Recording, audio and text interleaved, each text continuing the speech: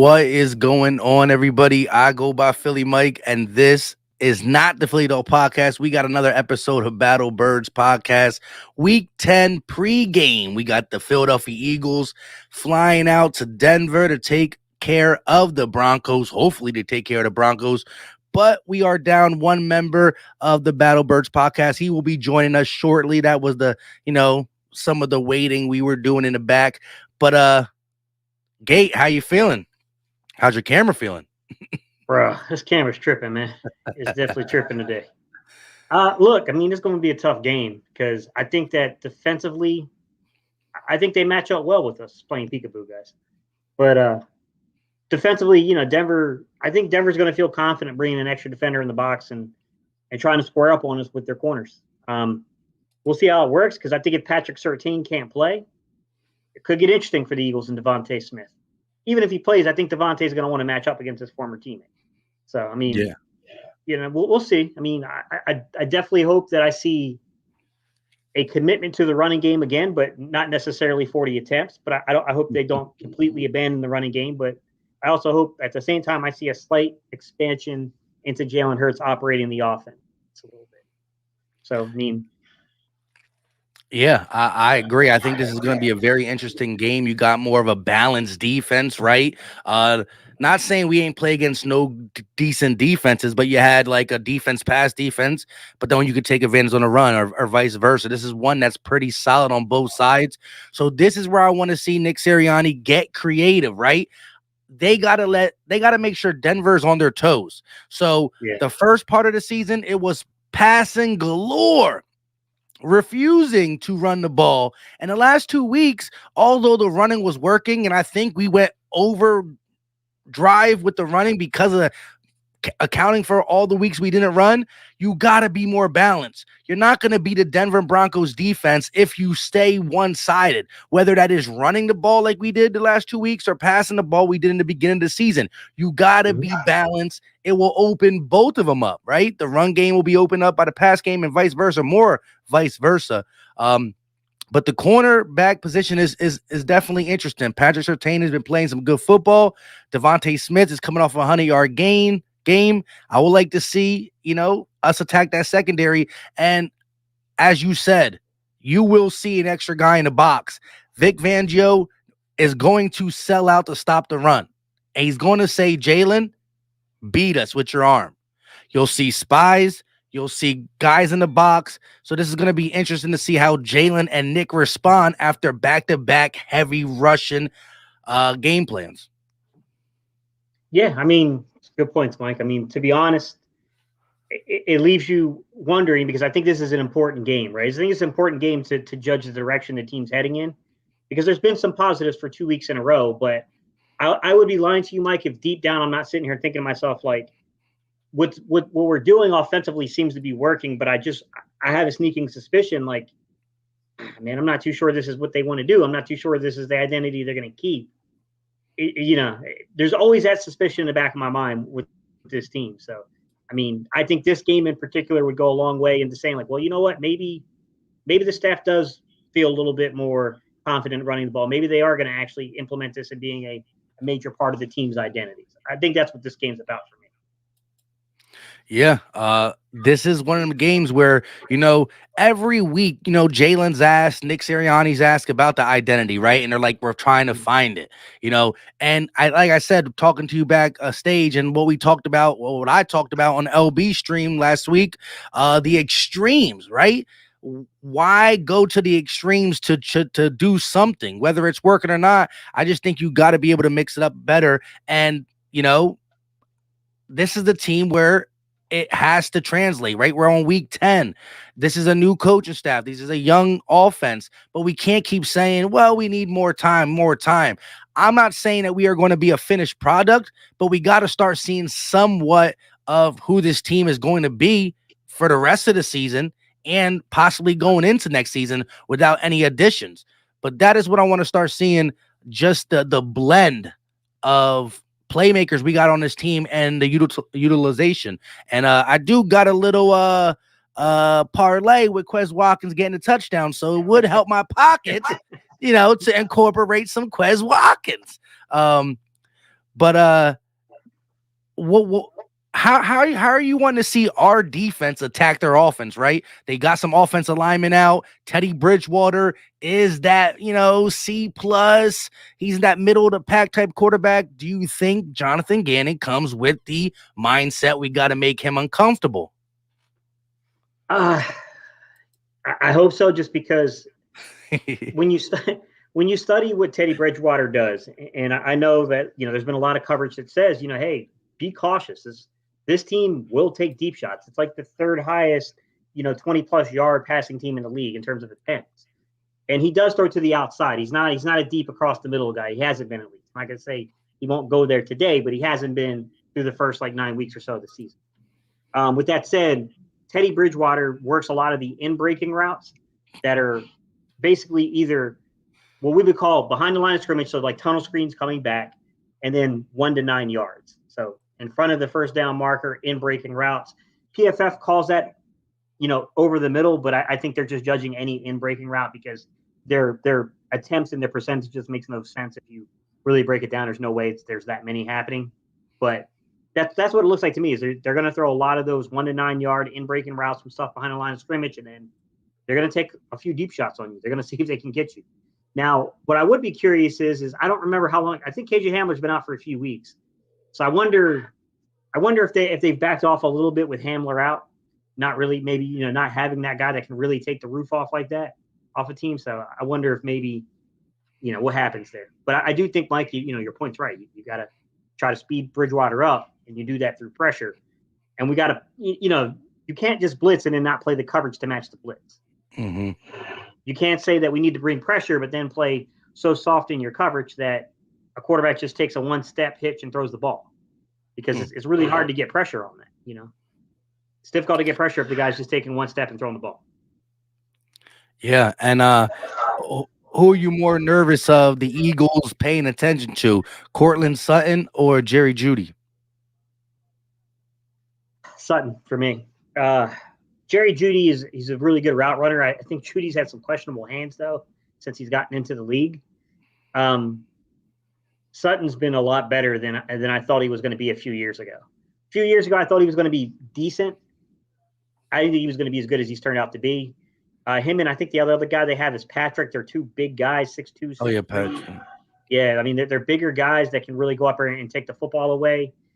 I do think that Steven Nelson is the type of guy who likes to fight. He likes to not have to worry about a guy getting past him, running past him. So it might be his type of game where he doesn't have to worry about getting beat by 3 steps by a guy. But there's a clear size advantage here. There's a clear advantage in the wingspan. You know what I mean? Like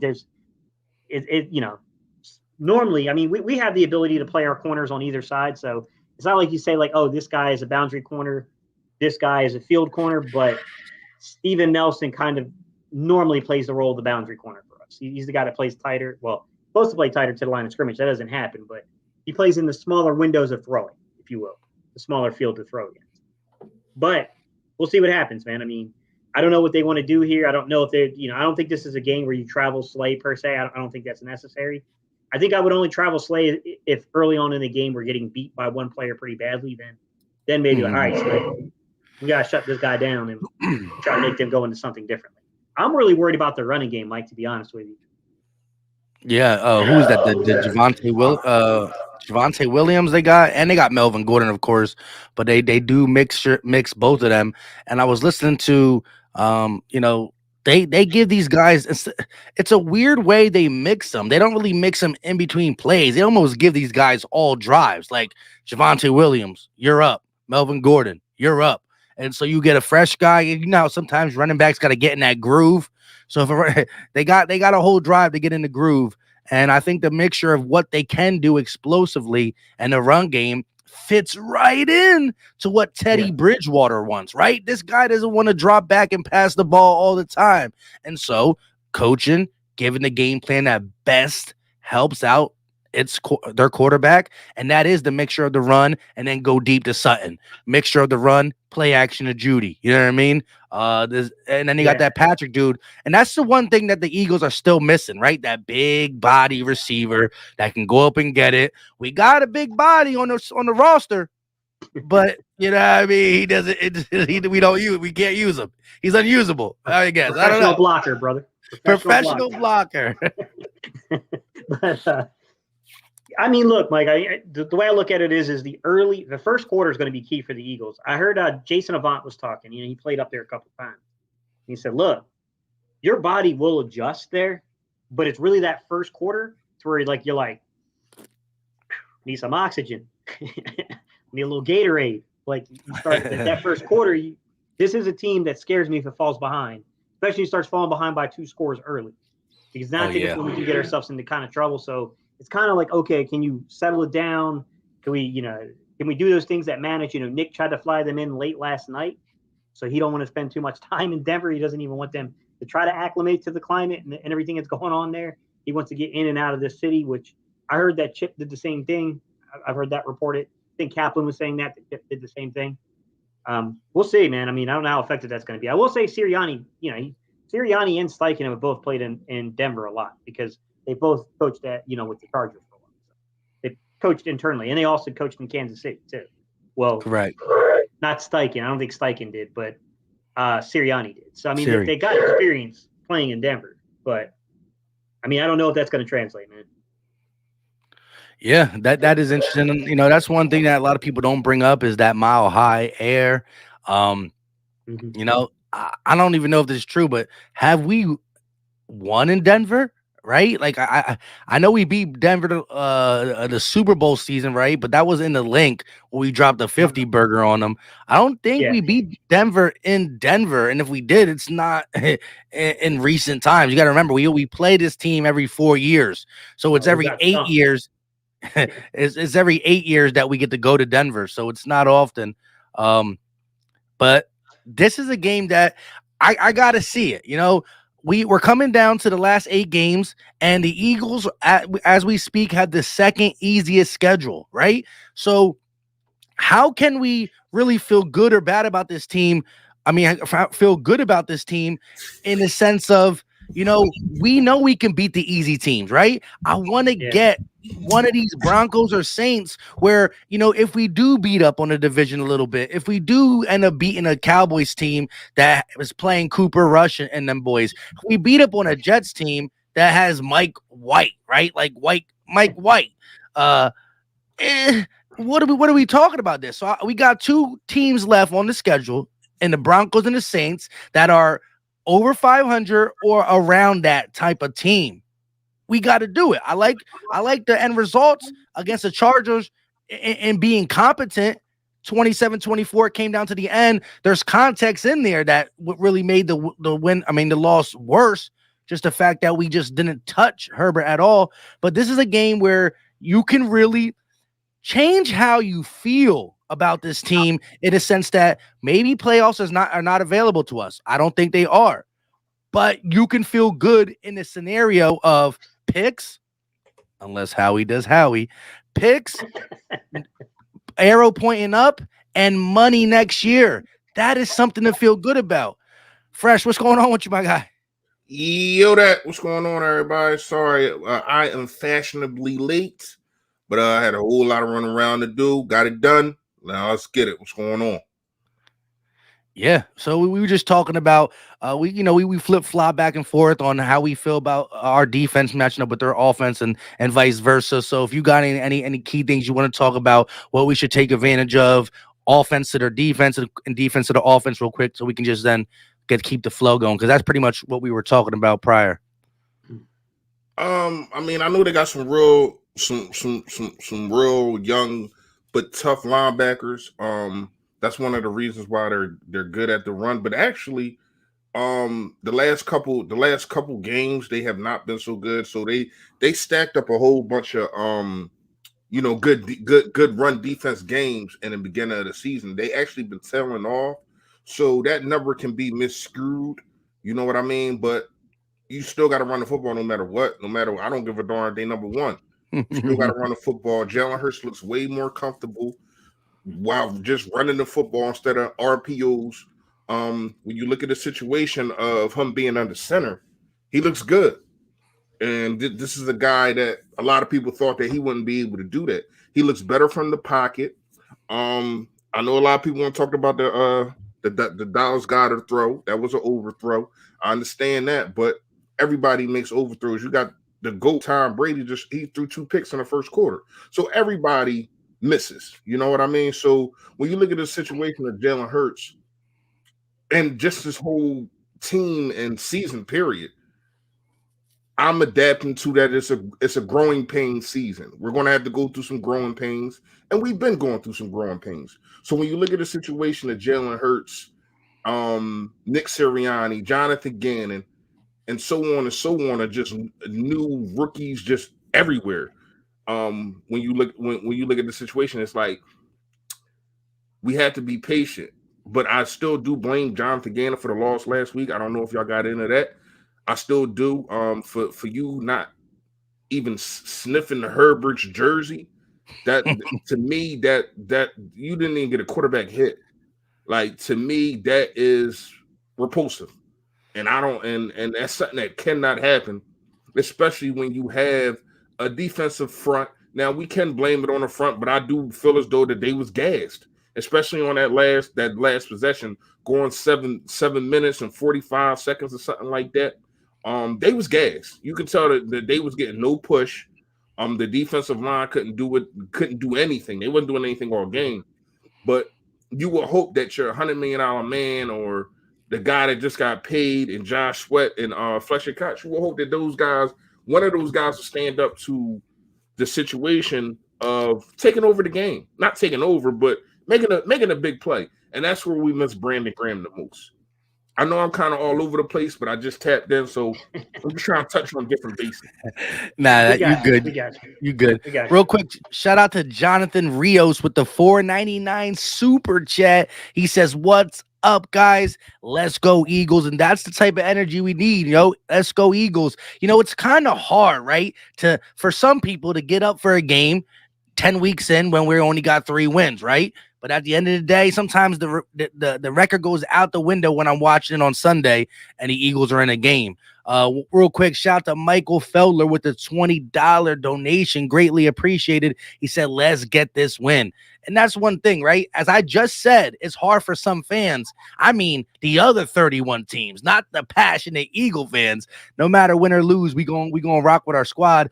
But to me, at this point, I just want to see growth in the huddle, on the sidelines. Gotta see it, and it starts in Denver, where it's not that easy. Yeah, I mean, look, there's a couple interesting things that came out this week that I think, and it goes in, guys. There's a lot of comments coming in, guys. So I'm trying to keep up with the questions you're asking me. One of you guys were asking me about what I thought about the offensive coordinator out there in Dallas. I think he's potentially the Giants' next head coach. I'm gonna be honest with you. I don't think Philly's interested, man, to be real with you, but I think he's a really good coach. He's pretty good at designing offense. 36-3. Yeah. The scores right now in Dallas. But yeah, they're telling more. But what I will say is that I think it's interesting what Nick's doing with Jalen. Jalen and Nick now have Friday meetings where they get together and they talk. They brought Brian Johnson down. There was also some discussion about some things they did with Steichen. So Steichen's supposed to be getting, I think, more communication with Sirianni. So they've made a lot of adjustments to the offense through these weeks. And I think it's been a pretty solid coaching job, honestly, after some pretty early frustrating struggles to begin the season with. We'll see if it continues, man. Like I said, Mike, I'm still skeptical that this stuff is going to continue going forward. There's always that bit of skepticism that's there. You know what I mean? But I think it's really interesting some of the moves they've made. Bringing Brian Johnson down, having those meetings with Jalen Hurts to work with him and talk with him one-on-one, which is, you got a young quarterback, man. I think that's important. I think it's really important. I also think it speaks to the fact that they got a pretty good relationship. Now, ultimately, does Nick get to make the choice at the end of the year? He probably gets to weigh in on it, but I don't think he's going to be the ultimate say on what happened. I think it's going to be the dude with the binoculars. Yeah, just that was some big binoculars, right? And it's like, at the end of the day, all GMs want to see, what talent is in college and all that. But it was just like one of them things where I was tired. I got off the Sixers game and I look on Twitter and there's old Howie Roseman just binocularing himself away. It was funny. I had to quickly talk about it. But Fresh, um, how do you feel about this defense?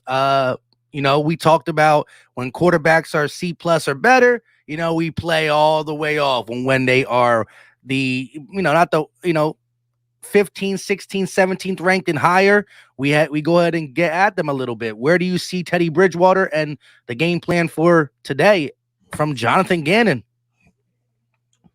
I'm gonna tell you like this: if it was anything like what we seen against Justin Herbert, it's gonna be the same thing. When you look at the way Justin Herbert is playing, and when you look at how Teddy Bridgewater has really played like his whole career, they're kind of similar. Now, I'm saying that Justin Herbert is a better quarterback. They're just, I don't know. They put some shackles on him this year. We're talking about Justin Herbert, and he has not been taking a lot of deep shots down the field, as you've seen against us. Didn't really take any deep shots, and he didn't have to. So Jonathan Gannon played into Justin Herbert's strong suit by playing off coverage and just letting him take whatever the defense gives you. That's what he wants to do. So I'm gonna say this: you got to play press man.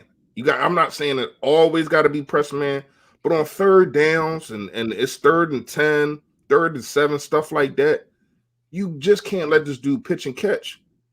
And you have to throw some blitzes at it. Get him off the square from the beginning. Get him off the square from the beginning of the game, and you're going to see a different quarterback.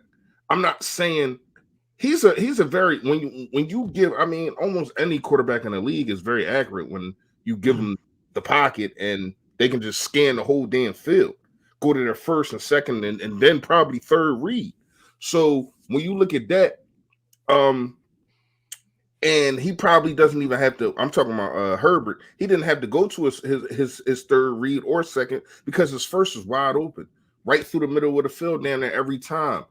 He only had to hold the ball a couple times, but them couple times Slay got burnt.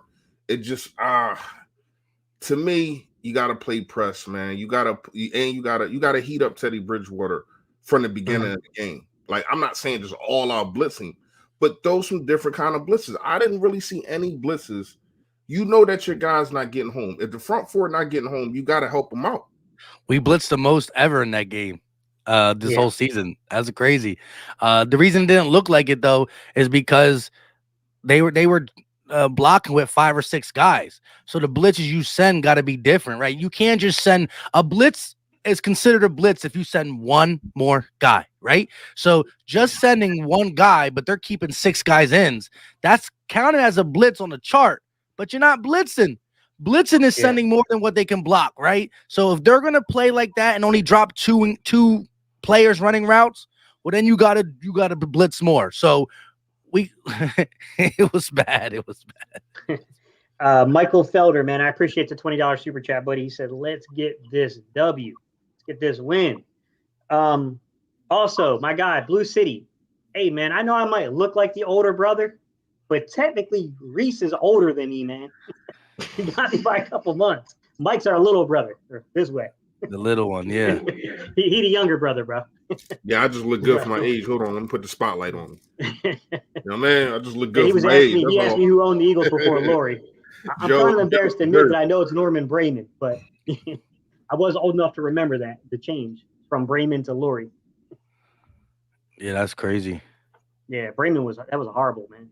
We think we're frustrated at Lori. I remember I was young, but I remember people yelling at Brayman. So let me ask y'all this: are y'all scared of this running game? Like, are these running backs that they have? I mean, they got a couple pretty good ones. You know what I mean? Who was it? Melvin Gore and and Javonte Williams. Lindsey doesn't. He's there, but he doesn't play, right? He plays for the Texans now. Oh, he does. Okay, well. Career is over. Yeah, that's the dark hole right now. Yeah, that's definitely the dark hole. That's the Rams of 10 years ago. Being weird. But so how y'all feel about like stopping the run? Y'all think that we can be successful in doing that? Because that's gonna stopping the run is going to have to force Teddy Bridgewater to throw more. And that's what you want with a guy like this who is a quote unquote game manager type. You want him to be in a not a shootout type, but take the lead and make him have to come back and beat you. I don't think Teddy Bridgewater is that kind of quarterback. He can maintain the game, but if it gets out of hand and our offense starts scoring, I don't see him being able to come back. Yeah. I mean, Reese, that's an interesting point because I think this is a really good matchup between having Javonte Williams and what Denver can do in the running game. And this is a team that will pull. Right. And, the Eagles have shown improvement. I mean, we've been the big difference in the linebacker play. But I do wonder, you get a guy like Davion Taylor, this is going to be grown man football today because Javonte is going to lower them pads on you. You're going to have to get low. It can't just be TJ Edwards, stepping in. So these linebackers got to flow and they got to come up in these gaps and fill. And they've been doing that the last few weeks. But you know what I think kind of favors is they don't really have that scat back type of guy like that's going to consistently kill you with the screens and all that. They don't really have that guy. They do got power. They got power, but I do think that we can stop head-on collisions. But when you got a guy that's, they did do their thing against Eckler last week. I ain't even gonna lie. I thought the linebackers played him very well, kept him out of the game for the most part until the fourth quarter. You know what I mean? Of course. But it is what it is on that situation. But I don't think they don't have an Eckler. You know what I mean? They don't have that kind of guy. So everything is going to be north and south. And I think that we should be able to stop that. I do like the way our linebackers are playing. I think Bradley, Taylor, Edwards, them dudes is getting the job done, man. We got rid of the weakest link, obviously. A guy that was starting that shouldn't have been starting. And he's going now. And coincidentally, since he left, we've been better at the linebacker position. So Alex Singleton taking less snaps too, though. Yeah. That's I think that fits Singleton. I like TJ. I like TJ over Singleton. Mm-hmm. I think that fits Singleton though, don't you guys? I think Singleton playing that like the third, fourth linebacker. I think that fits him. Man. You don't want him out there so much. He's going to do something wrong. So or get ran over because he's already little, right? So if he's fresh, if he comes in, he's fresh. He might be the later thunder for once in a while. But when he was playing multiple snaps, everything went. I mean, he couldn't stop nobody. Yeah. So it's true. Go ahead, Gabe. No, I mean it was true. Like I look. I don't know if you remember, like in Reese, I made that video back in the offseason where I broke down the contracts on the linebackers and I broke down the play of the linebackers. I did all that stuff and I said I wasn't really impressed with the Eric Wilson signing. I thought that guy was going to be a really big liability in run defense. Now I'll tell you this right now, I didn't think he'd be as bad as he did. That was really bad. Not that bad.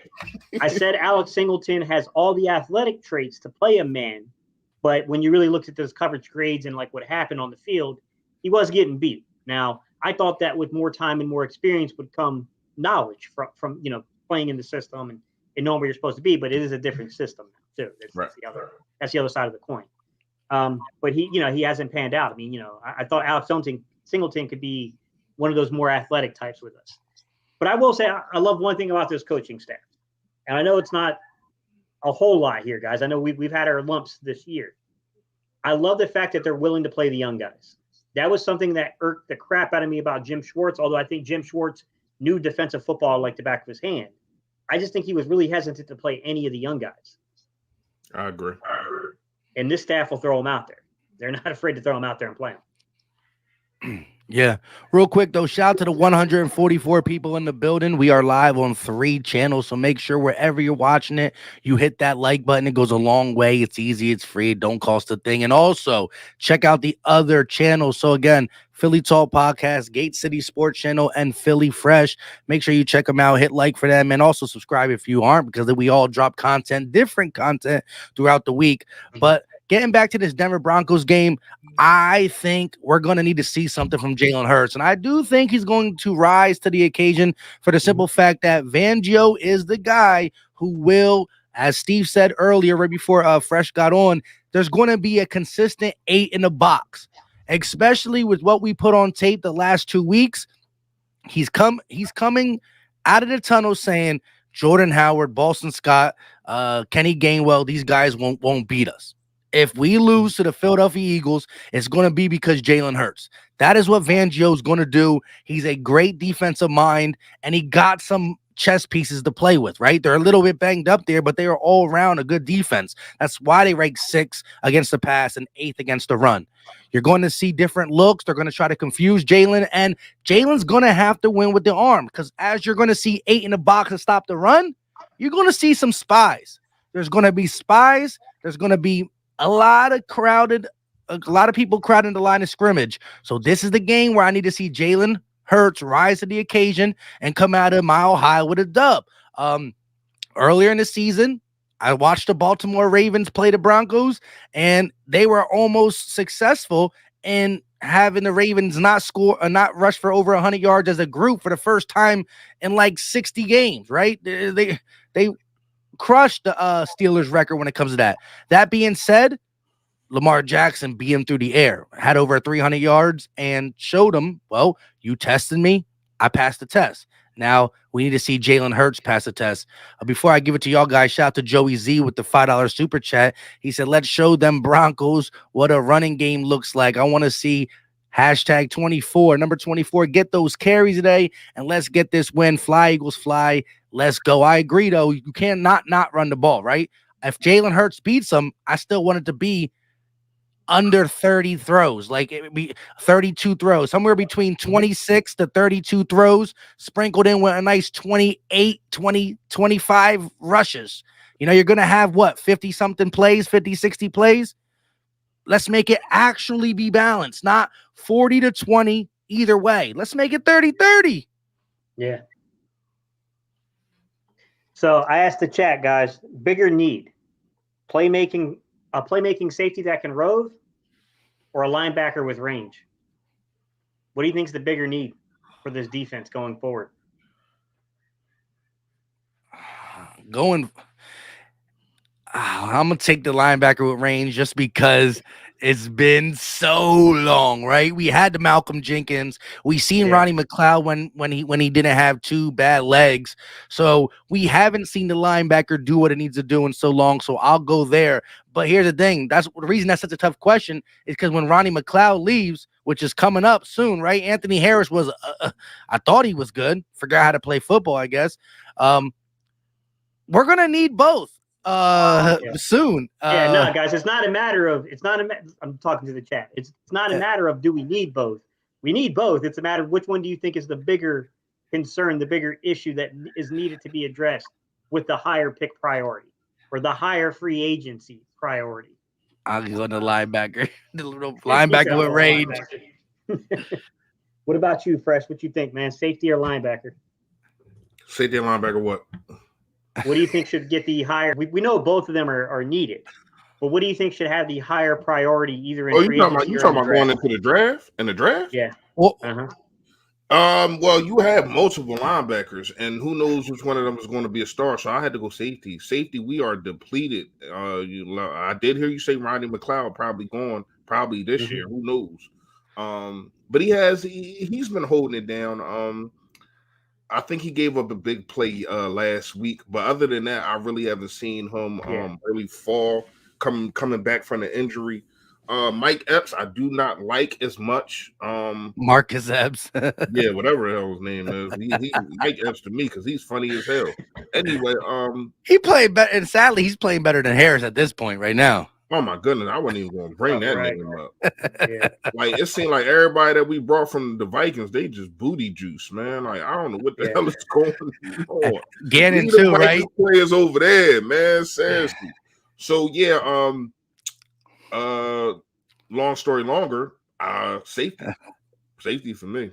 But yeah, I hear you, man. Like that's the thing is like I'm trying to judge it from the scheme. I'm trying to think in my mind like, okay, from the scheme, what is needed? But I'm like, we play a lot. We do play a lot of too deep, but I feel like we just don't have that dude at safety that can come into the box, out of the box, can play over the top, can just do all those things. And it's like, because if you get a Cam Chancellor, right? That knocks two birds, one stone, right? Cam Chancellor with a dude who can come up and play linebacker. So, it depends. But I think you're what are you leaning towards, Gate? Safety, right? See here, but no, Mike. Here's my thing, man. If something happened to T.J. Edwards, I think we're at square one again at linebacker. I don't think now you're dealing with guys that probably won't flow downhill and make plays. Like All right, so I don't know, man. I'm kind of split, bro. I probably say that I think that I have more faith in the organization to probably draft safety higher than they would draft linebacker. At least we know they were at least interested in Chin in the second round a couple of years ago. I haven't heard them say they had interest. Yeah, I haven't heard them say they had interest in a linebacker in the first 60 or so picks. And I can't even tell you the last time I heard that reporting. All right, so this is why I kind of blanked out. I wanted to because Mike, you was talking about the Russian, and this is why I don't think that we need to be as scared as the Russian, because like I said earlier when I first came on, when I looked at it, they were stopping people in the beginning of the season, but so their average this year for rushing yards is 98.3, which is number 6. But their last 3 games, they're giving up 124 rushes a game. So when you look at it, it's not a lot of that contributed to the beginning of the season when they were stopping the run, and with them losing Von Miller also, who is terrifying in the backfield. I think that you can still run on these guys. I know both of y'all said run the football. You got to run the football. But I think we're going to be more successful than a lot of people think, who just look at stats and just say, oh, well, this guy, they're 6. And they're that. To me, sometimes when you're looking at stats, you got to look deeper into what's going on, because just a number don't tell the whole story. So to me, if I'm Nick Sirianni, I'm looking at these stats and saying, oh, in the last 3 games, they're giving up 124 yards a game. That means we can run. We should be able to run on them. Yeah. Go ahead. I would just say this: Vic Fangio being a guy that I think is upper echelon and defensive minds in the league, he's going to look at what we've been doing with our quarterback, right? Our quarterback threw 14 and 17 times. So he's going to say, you know what? I'm not allowing him to only throw 14 or 17. See, going against the Dallas Cowboys, although they manhandled them, I guarantee you they were playing. Yeah. They had a soft box, thinking that Dak wasn't going to be as bad as he was. Playing against Washington, they still got some wide receivers, and I don't know who the quarterback is, but they're not afraid to sling it. I think we're going to see more of a game plan from Denver and what they did against the Ravens. I was talking about their rushing defense. I wasn't talking about ours. Yeah, no, I'm saying I think that I want to run the ball still. I just think that they're going to treat the Broncos game plan is going to be like, treat the Eagles offense like we treated the Baltimore Ravens offense. Do everything possible, because no team has ran more than the Eagles in the last 2 weeks. So we just became the Baltimore Ravens the last 2 weeks. And it's crazy that you say that, because now it also helps our run defense. So we're ranked like number 20. We're ranked number 20th rushing, right? Not in rushing, but stopping the run. Yeah, stopping the run. We given up 119 a game. The last 3 games, we have given up 88. So it's like kind of flip-flop. You get what I'm saying? Like, we're stopping the run and also running the ball. So that's just making the whole team better. Just to say this, and I think that Denver, when it comes to rushing, has stopping a rush has been getting worse. Now they can run the football. We know that. So to me, the best thing for you to do if you're Nick Sirianni, first drive, yes, run the ball, but get a big lead. Try to get a lead. I'm not just gonna say get a big lead. Yeah, like just get a big lead. Yeah, like it ain't about nothing. But if you get a lead, especially a sustainable lead, and you're gonna have now all that game plan stuff is switched up. All that game plan stuff is switched up because now they can't run the ball as much, and you need Teddy Bridgewater to save the day. And like I said earlier, I don't think he's that quarterback that can do that. He's not as fast as people think.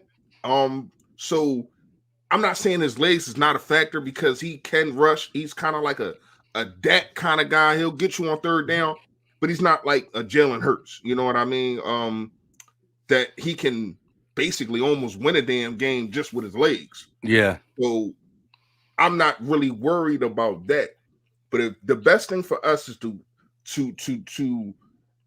and this should be the best thing, period, anyway, because of we have not talked about this, but that Denver atmosphere. You know what I mean? Them fourth quarters, man, they kill teams because of the air. People are gonna be on them oxygen machines all game. You know what I mean? They try to. I listened to your guy Mike Dave Spadero. I listened to him, and he was saying how they was trying to supplement by less carbs and they've been doing all this stuff. I would have practiced with mask on. That's what I would have did. Everybody just practiced with mask on. You know what I mean? So you get the tight air. I'm talking about the if y'all ever seen them, like the jogging masks, they got the whatchamacalls in them. So you just know how to play with tight air. That's what I would have did. But he was saying that they was doing something about with the eating. I get all that. But it's nothing that you can simulate to that Denver air, man. Like, I don't know if y'all ever been to Denver. That air light, like, especially when you playing it. Even for basketball players is light. So you got a football player that's out there in that situation. So that's why I think that you should hurry up and just try to get a big lead in the first half. In the first half, try to get a big lead, and then you see if Teddy Bridgewater can beat you with his arm. Go ahead, Charles. Yeah, I mean, look, I think Bridgewater is one of these guys that's kind of hard to put a finger on, because in one hand, like, he's still that guy that was the quarterback in Carolina last year. Like, that he's still that same guy. Yeah. Like, there's limitations to what he can do. In the same breath, you just can't be out there with playing 8-yard cushions.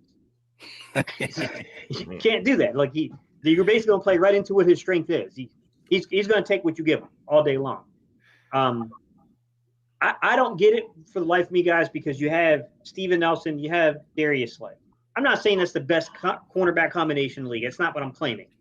I'm saying it's respectable. It should be able to hold up in most games. Go let your quarterbacks play, man. Like, I don't get the cushion thing. And I heard a lot of back and forth with analysts and some of the former players. I've heard some players say, like, yo, this is Steven Nelson. This has been, one of the things about Steven Nelson's career is that he does play soft cushions. And, like, he should know situationally, when it's 3rd and 7, you cannot be 8 yards off. Just can't do that. And I agree. But then I heard Quentin Michael kind of come to his defense a little bit and say, I agree, he made a mistake. He's got to own up to it. But at the same time, if you're not practicing in that, then you're not doing that in games. So that tells me they must be practicing him to play off and cushion. And he lapsed in judgment of the actual, the play with, like, the actual, like, circumstance of the game. I don't care who's at fault, man. That's got to get fixed. To me, at the end of the day, I don't care who it is. It's got to get fixed between coaching staff, position coach, D coordinator, and the player. It's got to get fixed, man. You just can't have lapses like that, man. Like, that was the easiest pitch and catch that I've watched on a 3rd down conversion where you got the quarterback backed up against his own goal line. And then I saw another one, Mike, that irritates me. And I broke it down on 3rd down on that video I made where I talked about Avonte Maddox. Again, he comes out and he's playing man. They're in a man situation. It's a 3rd down. Everybody has outside leverage except for Avonte Maddox. Avonte Maddox has inside leverage. I can't speak to if Avonte Maddox is in the wrong leverage or not, because I'm not in the room. I'm not on the field. I don't know exactly what the design is there. It's hard to say. What I would say is, as somebody who's coached defensive backs, I'm primarily a quarterback and a wide receiver guy, but there are times with certain teams you got to coach wide receivers and corners together. So what I will say is that normally when you see something like where you got one guy playing outside leverage, one guy playing inside leverage, what I would suspect is going on here is that's supposed to be, okay, look, when I have inside leverage, then that means the guy that is basically that's playing over top of me. He needs to come, I'm sorry, when I have outside leverage, the guy that's playing over top of me needs to get down there on that inside leverage, because we're expecting that there's a chance that either this guy's going to run a speed out, or he's going to run an out-breaking route real quick, and I need to be able to jump it, or we're lining up to make sure that there's nothing in terms of the release off the line of scrimmage that creates a rub. So that way, if there's some kind of a rub route, something like that, I take the outside, this guy goes inside since I'm playing. You get what I'm saying? I got this leverage, he's got that leverage. We communicate, we follow the receivers. On that No matter play, how there was none of somebody that missed though. an assignment. Somebody missed an assignment there. Somebody missed an assignment. And that's the frustrating part is that like I can't see that in game. You know what I'm saying? Like I don't spot that in game. That's when you go back and you run the film and you're like, boy, that was an easy pitch and catch. Like where was the inside leverage here? Like who was the inside defender? Like I mean, Keenan Allen didn't really need to use a shake there. I mean, he was just wide open. Like It was bad. yeah, it's like I mean, my guy, I mean, he could have stopped, tied his shoes, got back up and said, Herbert, like I'm open. Yeah, it was rough. like, yo, it was crazy. I was like, I don't know what's going on here, man, but this secondary, man, this guy get better. Like we don't got bad. We don't have. I'm not saying we're like top 5, top 6. We should be from a talent perspective of the starters. I don't think we have great depth per se. From the talent perspective of our starters, we should be a top half of the league, middle of the pack, kind of secondary. And it's like I don't see that translate on the field though. Like your talent level isn't matching the production. I don't know, man. I don't know, guys. I'm getting real frustrated with the defense. Yeah, and the crazy thing is, I honestly think you're going to see the defense play a different brand of football, and it goes to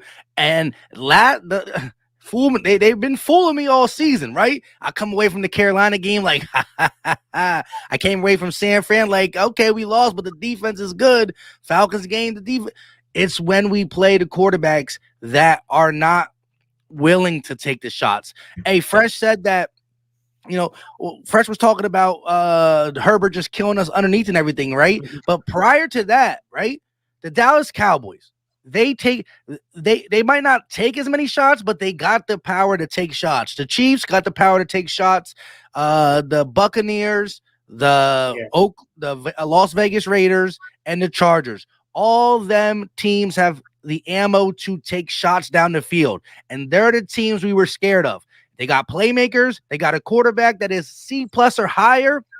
We treat them different. We'll give them death by 1,000 cuts. Go ahead and let us just hopefully something bad happens. No, well, it does. Our defense, that's what happens bad, is our defense is tired and they just destroy us. So I think this is a game where I like their skill players. I think their quarterback is not a guy that's going to have Gannon be a fan, as LB would say, right? Is going to have Gannon say, you know what, let's go get Teddy Bridgewater off his spot. Let's treat him like Jimmy G. Let's treat him like Jared Goff, Matt Ryan, Sam Darnold. We're going to treat him like that, apply some pressure, and live and die by some things. I just think look, at the end of the day, we could come out there and Jonathan Gannon could do everything we want him to do, right? Blitz, this, that, and the third, and we still get cooked, right? But there's a certain time where it's like, bro, I'd rather get cooked in a different way so I can know.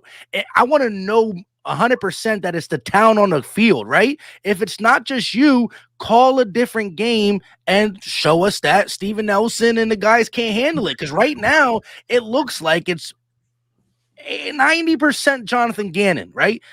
I can't tell that Steven Nelson's doing this or Slay's not there like that or the linebackers this because of the way he continues to get beat. He's not changing. He's stubborn or stupid. One of them, I don't know.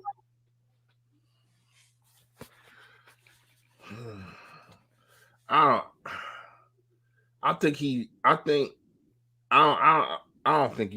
no fan and none of that. I'm not with the conspiracy theories and all that stuff. That's just not me. So I'm not gonna say that.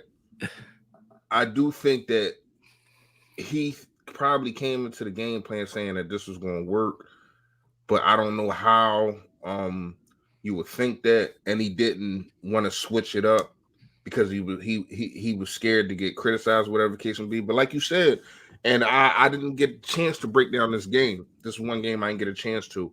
I didn't know we blitzed that much. 30%. Yeah, it was high. So he was. I don't know where they was coming from because once again, I did not watch the tape on this game. My week been kind of crazy this week, but if there's a lot of stuff from did and it wasn't working, then I gotta take a lot of the stuff back that I said because I didn't know that. But still, Fresh, what I was saying is you see the Chargers are playing you with chipping with the running back, keeping Right. So safe. you need to send You're more. yeah, you're playing max protection. You Yeah. got it. You still got to do that, right? And this is what got me crazy, right? Because he said in his press conferences this week, he's like, I got to do a better job mixing up the coverages, right? We sent some blitzes, but it's like they knew when we were doing it. I wasn't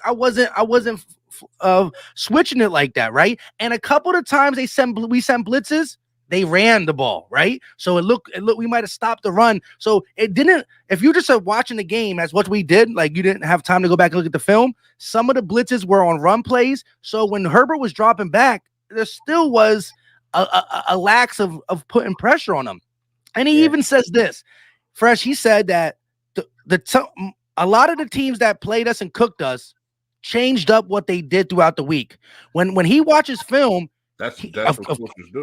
Exactly. But he was like, no, but he's like, these teams want to go down the field. They play against us and they pass quickly only because of our D line. No, Gannon. It's not just because your D line is good. They respect your D line, but they also laugh at the fact that you got your cornerback so far back. So they adjust. If you came into the game plan saying, oh, they're going to hit us deep, let's watch the explosive plays. By halftime, change it up. But here's the thing. It might not even be the team. It's if you have a smart quarterback and it's 3rd and 7 and you got a guy that's 8 yards back, yo, Steve, you play quarterback, you know this. What? Hot route, run slant.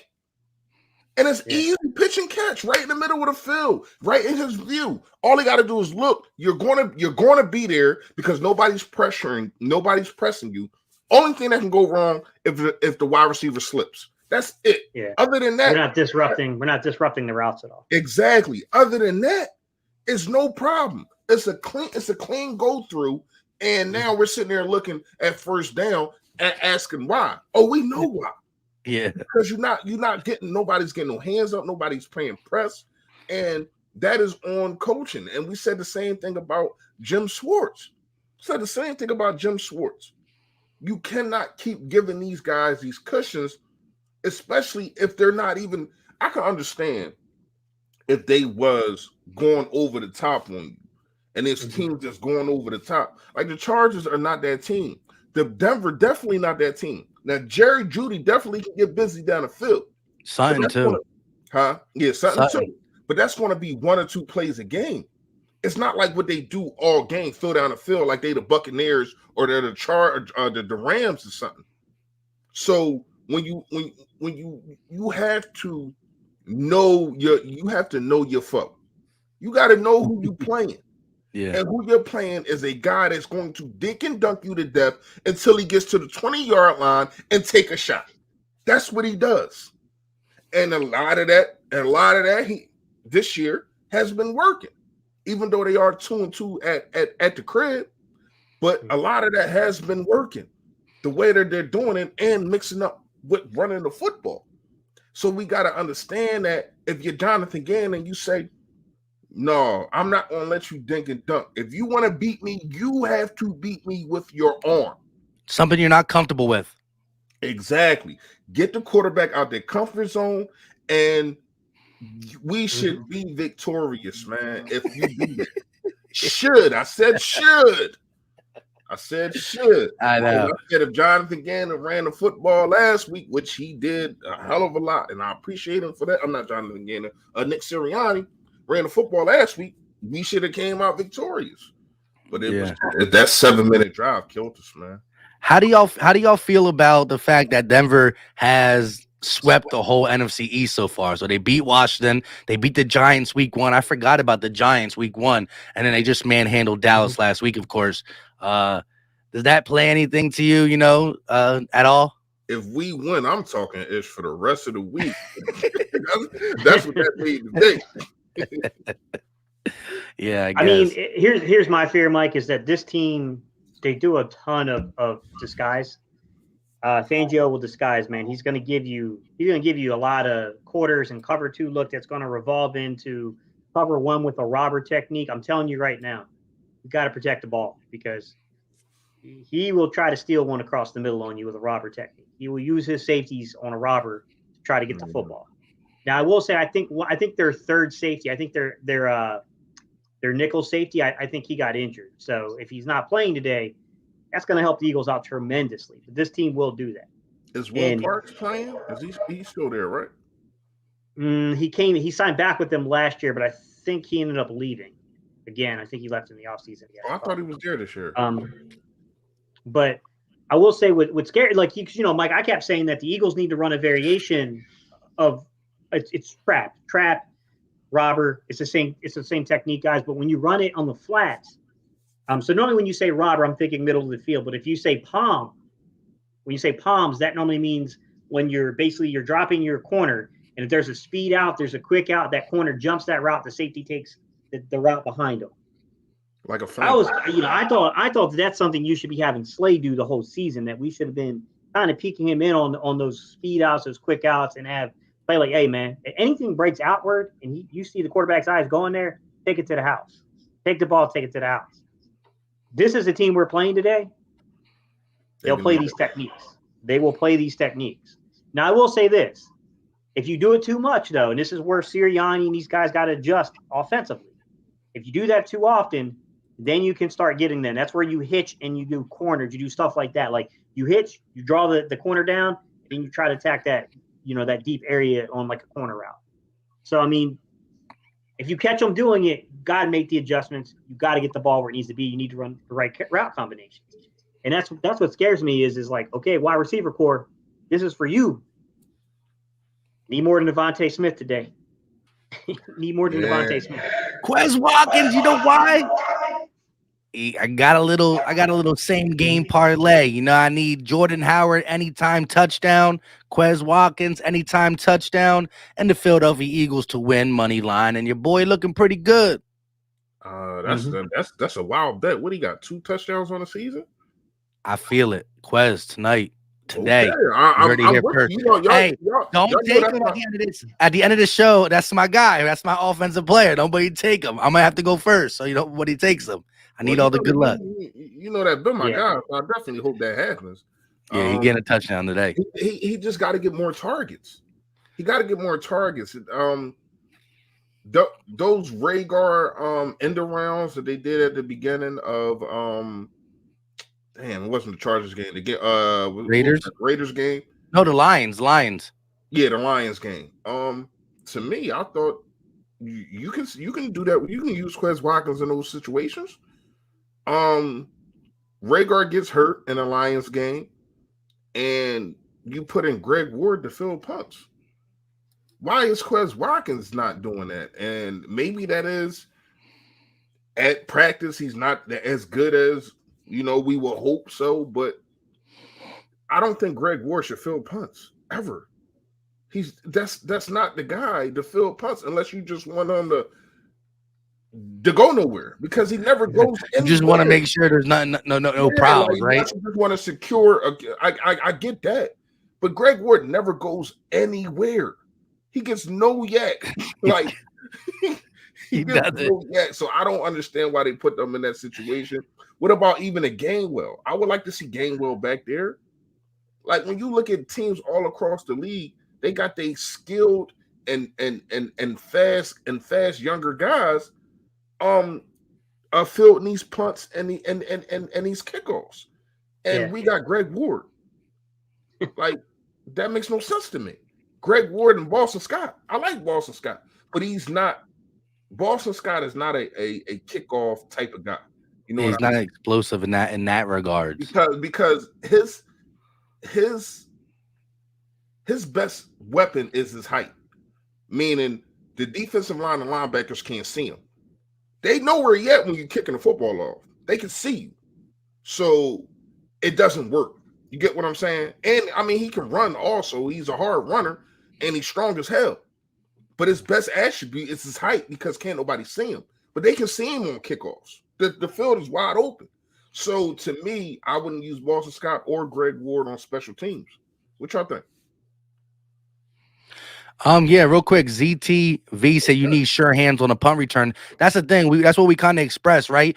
The reason we trust Greg Ward out there is because you won't have no mishaps in the sense of, oh, fumble the snap, it's bad play. But when you're looking at explosive plays, when you're looking at a team that is as young as the Eagles and that can use help, right? Yeah, you put a guy like Rager, Gainwell, Watkins back there. They mistime it. They drop the snap. That is a horrible play, right? But they're the type of players that could field it and possibly take it to the house. Like we saw last year, right? It was Greg Ward Jr. as the punt returner for the whole season. The third or fourth time we tried Jalen Rager back there, what'd he do? He took it to the house for 6. Did we use him there again? No. I don't know why that coaching staff's not here. But in the beginning of the season, the reason we stopped using him is because he fumbled one, right? So with Greg Ward Jr., you're getting the ball exactly where they kicked it to. You might as well you're securing the fair catch automatically, right? It's even worse because he let him go over his head too. Sometimes, he makes some bad decisions when it comes to whether I should catch it or not. Like he's to me, he's not good at that. Now he does have short hands. I get y'all that. But the decision making and the fact that he doesn't go no freaking where, it's disturbing to me. So you have to find that guy that mediates both of them. The guy that got short hands and the guy that's going to make the right decision and also get you some yards. Because you got to find a balance. You need some type of explosiveness. I'm tired of Jalen Hurts being on the freaking 1 yard line. Like it's ridiculous. Ridiculous. Yeah. Gate, how you feel about 21 personnel today? Yeah, I saw that from Drew. What's up, Drew? I appreciate the question, buddy. Yeah. If it was Coach Gate out there, we'd be running 21. There's no doubt about it because I'm a firm believer in 2-back sets. I do think you'll see a little bit of it. I do think that Nick has fallen into this tight end running back mode to where he's trying to really work it into the tight ends, the running backs, and then target Devontae Smith from the receiver core, which, I said a few weeks ago, probably what he should be doing, man. You really should be built around the running backs, Goddard and Smith, until you can get these other receivers up to speed. I know Mike's at the point where he's like, hey, we did that, Gate. Let's let the receivers play a little bit now. Let's see if they learned anything over the last few weeks. Let's give them some opportunities. I do think you'll see it, but I don't think it's like Drew. I don't think it's going to be like 10 snaps. I think it'll be like 2 or 3. Yeah, I agree. And we talked about this earlier, right? The Eagles got the second easiest schedule remaining left. And I don't want to see the Eagles rattle. I mean, I want to see wins no matter what, right? But it's going to be less. I'm gonna be less optimistic about this team if we can only rattle off some wins against the Giants, the Jets, and Washington. Who, Washington was they converted a third down to keep a drive going with a 10-point lead, and the tight end fumbled, which allowed Brady to get on the field, throw a touchdown to Mike Evans, and now it's a 3-point game, right? You see, look at this. I'm over here listening to you guys watching the game, and I'm like, dang. Washington conversions 3rd and 9. Oh man, this is looking bad. A fumble, Brady throws a touchdown, and now the game is right back in hand.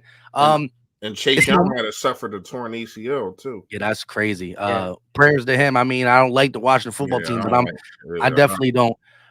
But this talking about easy schedule and able to get wins against the likes of the bottom of the barrel teams. We got 2 teams that are respectable left: the Saints and the Broncos.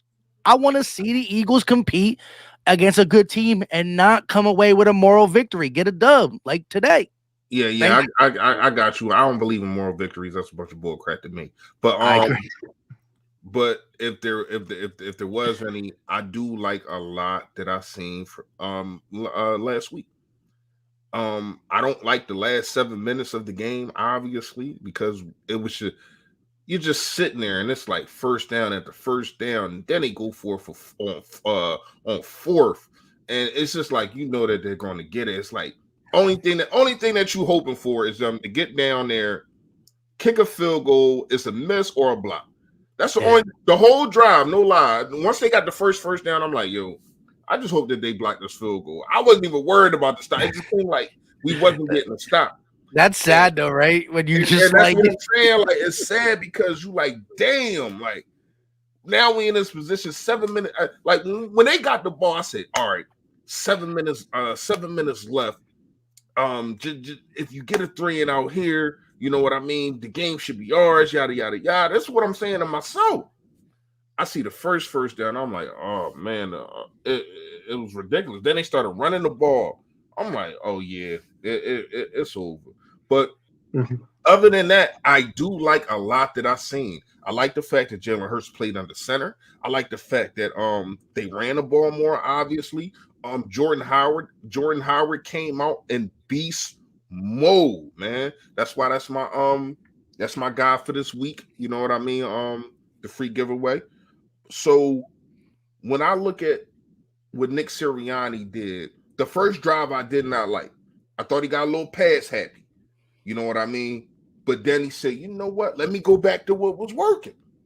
And if Jonathan Gannon would have did that. Now, once again, I got to look at the game again because I still want to know, are these the same blitzes that you were sending in Detroit? If these the same blitzes you were sending in Detroit, but then they're getting picked up, like Mike said, then you got to do something different. You got to switch. You got to have, when you're a coach, especially a defensive coordinator, you got to have a plan A, B, C, and D, because sometimes A, B, and C ain't working, and just like that, you're going to have to switch things up. So you come into the game saying, "This is what I think we should do. If this doesn't work, we do this. If this doesn't work, we do that. And if that doesn't work, we do this." And to me, he comes in there with plan A and probably a plan nothing else. So if that doesn't work, then it's like, oh well, I'm riding down with it. I'm sticking on this boat, even though it's sinking and it got a hole in it. So to me, Jonathan Gannon has to start adapting better and doing different things when other things are not working. Go ahead, Joe. Real quick, 2020. Yeah, you're right. Yeah, I did celebrate the Wentz beating the Giants and Washington football team, but they also beat the Dallas Cowboys, and that was back to back to get into the playoffs. And we didn't have Devontae Smith, we didn't have Landon Dickerson, Jordan Mailata. Remember, that was the Jason Kelsey, Carson Wentz, and Burger King's crew that year. And I also thought that was getting Carson Wentz back into his form until Jadeveon Clowney knocked all the rest of the talent out. Look, it is what it is. Honestly, the way Washington's playing against the Bucks, if we would sweep them, yeah, there'd be something to talk about. I'm just, I want to beat a team that's over 500. That's just what I want to say that we did. That's just my thing. But you're right. We celebrated Wentz on that 4-game winning streak, but we got to the playoffs. There was like a little bit of different, a little heavier context behind it. And we were trying to rally around our $100 million guy. You know what I mean? Whatever he was. It just didn't work out that way. But we are at 1 hour and 8 minutes. We're at 3:30. The game's at 4:30 today, right? 4:25, 4:30. What is the exact start time? 4:25, I thought. All right. Yeah. But you know they gonna start till like 4:40. No, I get that. I got some. All right, so we got the time now where we can go ahead and do our offense and defensive players and give our score predictions. Chat. First, right, yes, sir. I gotta get it. I'm trying to get the same team parlay. Go ahead, bro. But real quick, chat, let us know your offense and defensive player. Also, throw a score prediction if you got it, or just say Eagles win, Eagles lose, because I know some people think we can't get the dub. Let us know in the chat, and don't be afraid to hit that like button wherever you're watching. It's free, it's easy, don't cost a thing, and it helps the channels grow. Wherever you're watching it, hit the like button and subscribe to all three. With that being said, my offensive player of the game, Quez Watkins. Devontae's going to get his, but Quez is going to have a touchdown. He hasn't got in the end zone much this season. He's going to have a touchdown. It's going to be a little long one. It's going to be 40 plus. Remember the words, 40 plus, Quez Watkins touchdown. Defensively, I want to see pressure on Teddy Bridgewater, but it starts with the secondary pressing. So I want to see an aggressive game from the one Steven Nelson, the guy that whenever we do have players back, he's normally the one who stays back the most, right? Darius Slay plays off a little bit, but it's more Steven Nelson. I want to see a bounce back game from Steven Nelson. Line up, earn your paycheck. again and make them earn their paycheck, line them up. This ain't the best wide receiving group in the game. It's a formidable one, but we're supposed to be a formidable secondary, right? Rank their wide receivers 12 through 15, rank our cornerbacks 12 through 15. Go earn your paycheck. That's going to allow the front four to eat. So I got Nelson stepping up, maybe a couple deflections a pick. I got Quez Watkins, and we're going to win in Mile High 23-20. Field goal. Right.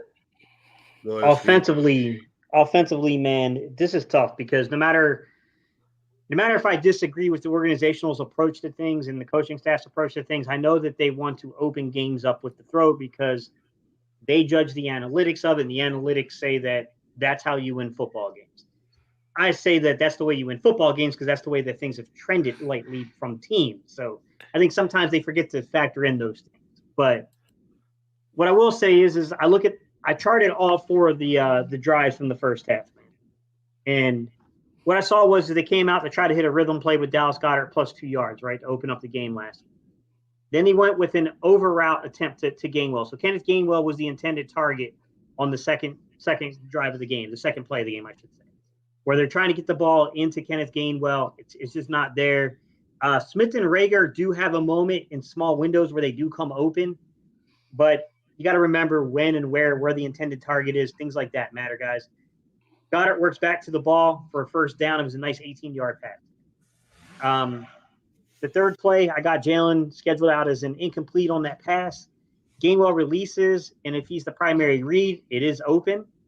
When Jalen gets back to him, though, the linebacker's kind of closed in on the window. That's more of a timing thing. There's a play out to the outside where Rager is, but it's a far hash throw.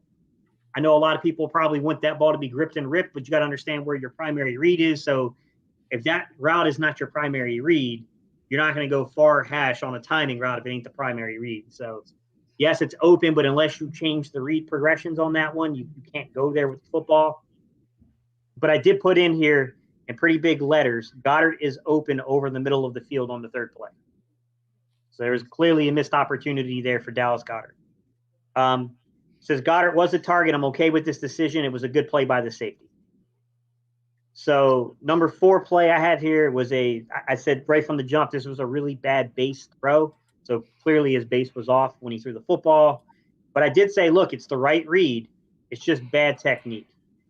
Quez was on the field. I was charting Quez Watkins. He was on the field in the slot. He's hitching, sitting down in the zone. Then we get to the 3rd and 5. It's following a neutral zone infraction, guys. Gainwell motions on the play. The Chargers are in quarters coverage, it looks like. Jalen's honestly trying to throw to Goddard. He's trying to throw Goddard into the green. So I noted that there's a window in time where you have to step up in the pocket, guys, to complete plays like this. And if you miss that window of time to step in the pocket, you're in trouble. And Jalen missed that small window of time to step up. So now he has no choice but to fall back as he throws a little bit and keep getting deeper and deeper in the set. Because of that, I think Jalen correctly said, look, I got to get this to the green. There's a lot of green out there in front of Goddard. If I can get this to the green, there's a chance for a huge play here. I thought he just put too much air on the ball. Put just a tiny bit too much air on the ball. Game of inches, guys. You guys know this. It's a game of inches. That could have been a huge play on the first drive they got. First drive, yeah. Yeah, I can't. Yeah, it's a couple people saying he should have stretched out for that. Nah. The crazy thing is, I don't think so either. But Goddard was seen saying, "My bad, I should have caught that." But that's what you always do to your quarterback, whether it's a bad throw or not. He did get his hands on it. One, he got his fingertip on it. He got a fingertip on it. Right. He got his middle finger on it. On the so guys, what I got here is on the 6th play. So first, this is the one where I saw a misread. It was the first play of the second drive. Jalen Hurts is out there. What are we doing, coaching? Yeah, I'm getting to it. Oh, I know. I was lost for a minute. Go ahead, coach. The pass is intended for Quez. All right, Quez is supposed to be the intended target. We're backed up against our own goal line. The Chargers are playing quarters. Quez's guy is up in man. It's a match. It looks like a match and mirror type technique there. Now, what I did right in here was I thought Devontae's route would have been the right decision. That's the right read. I'm okay with the Quez decision because he's looking at a man match. He's got a man-to-man situation there. You're thinking your guy's going to beat that guy. I get it. But the difficulty of Rager's route, because, it's a far hatch throw, I get it. But Rager's route held the cornerback. So now you have an opportunity to high-low that cornerback, basically with the route coming open from Devontae Smith. I thought the correct read was on the opposite side of the field with Rager holding the corner and Devontae Smith coming over in the middle of the field area. Not middle of the field in terms of the hash, is mid-developing area, the mid-range area, over 10 yards. To me, after that, they go into running. That's when you get 2 consecutive runs. Then you get to the third drive, you're 3 straight runs, then they start falling into running the football, right? That's when they immediately made the change up. And they said, all right, it ain't working. Mm-hmm. No matter how much I try to fight with them, guys, they're going to do what they think is best in the organization. They believe in this theory of throwing the football to open games. So to me, the key to the game is got to get completions. You've got to get completions early. We've got to get completions and move the chains early. And then you got to be able to fall into the rhythm of the running game, the way we did. If you can complete a couple of those passes in that game, you hit Goddard on that deep pass, it's a completely different feel to the game. Yeah. Can we do it? Yeah, not only that, the defense is playing different. Like you talked about the defensive coordinator for the Broncos.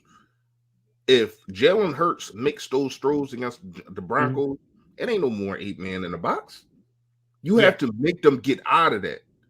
You know what I mean? And so go ahead. It's still on you. I'm tripping. Go ahead. No, you're good. You're good. No, what I'm alluding to here is that Jalen Hurts has got to get into a rhythm in this game early.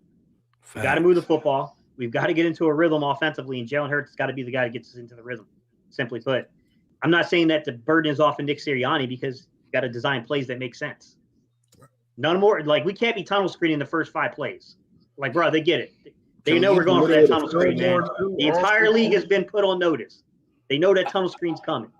Like, third play, right? It's the third play too, right? It's like always a third play. Like, come on, man, back off that play a little bit. They know it's coming. Like, come on now. And it's so.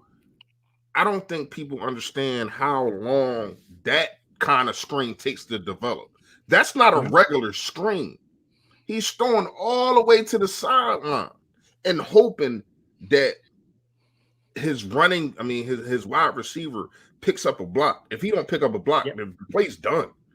So you're putting so much trust in the one guy to not beat one guy, but basically beat that guy to the spot so the other guy can go. And it's so long and drawn out. And not only that, like y'all said, they know what's coming. They know what's coming. It's like the exit sign. We know what's coming a mile away. You know what I mean? So I don't know. Go ahead, Steve. You still gotta do your. No, it's crazy, Reese. And I'll be honest with you. I hope they come out the first play. I hope they come out the first play of the game and it's a run. I hope we run the ball on the first play of the game to set up a nice play action opportunity on second down. I'd love to see them hold the safeties and the linebackers with some play action and then go for a play that could potentially have impact and get the quarterback into a rhythm. Defensively, I think we're all going to say the same thing. Man, I don't care. Name me a corner. Play up, play tight. Let's stop, teams from driving the football down our throats without needing third down and putting the ball in the end zone. That stat to me is the craziest thing. That teams are going 6, 7, 8, 10 play drives without needing a third down and putting the ball in the end zone. Like, and not only that, correct me if I'm wrong. Is this the second game of the season that we had that a team didn't punt? Chargers didn't punt last week, did they? Nah, Chargers and Chiefs. Crazy. No, they were like, yo, we're just gonna go for it on fourth down because number one, we're already in the red zone. AFC West team's been giving it to us, which sucks because we got another AFC West opponent today. Yeah, I think it's the last one though, thankfully. So got to worry about this one after this game, man.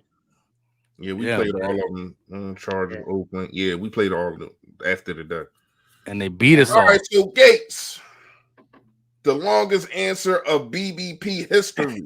Hey, for your offensive, defensive players. We still wait. Which is Hurts, Jalen Hurts, and any secondary player. Pick one. I don't care. There it is. Right. Good enough for me. All right. Yeah. So our punter, would that be offense or defense? Oh, get out of here. You're not talking about No, he been balling though. He been balling, has. man.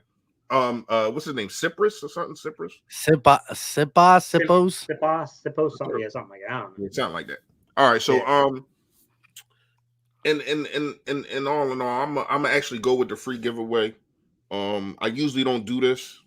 I kind of like try to double dip, but I'm gonna go with Jordan Howard, man. I think Jordan Howard has around 70 rushing yards and 2 touchdowns.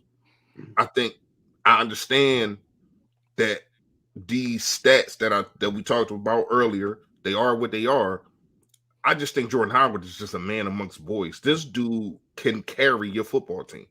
And it's a shame that it took for for Miles Sanders to get hurt for us to, well, not us, we've been saying this, but to realize that this guy deserves to be on the NFL field.